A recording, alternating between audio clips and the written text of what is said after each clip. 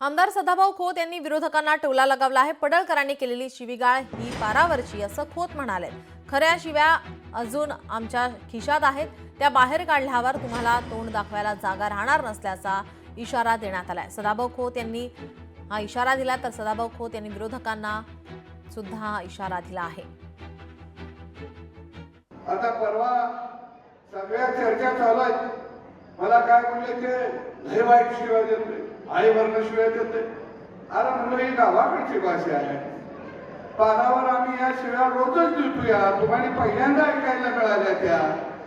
आतून खऱ्या शिव्या आमच्या खिशात आहेत, त्या बाहेर काढल्या तर तुम्ही तोंड दाखवणार नाही। अरे जया भावाचं, गोपीचंदाचं, मी असं आम्ही पहिलंच फटकाय, आमचा काय फाडणार आहे सा? पण तुमचं आम्ही जर फाडायला लागलो ना तर तुम्हाला तोंड दाखवायला जागा राहणार नाही।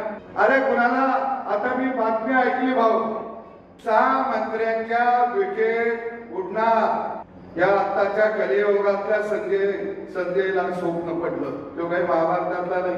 मला एक कार्यकर्ता आला आणि म्हटला सकाळ सकाळी भाऊ उठ, 6 मंत्र्यांच्या विकेट पडणार। देवा भाऊच्या नेतृत्वाखाली हे सरकार समाजासाठी रात्र दिवस काम करत आहे। तुम्ही कितीही देव पाण्यात घातलं तरी सुद्धा तुमच्या तोंडाला आता यश येणार नाही। लोकशाही मराठी ऐका, पहा, जागरूक रहा।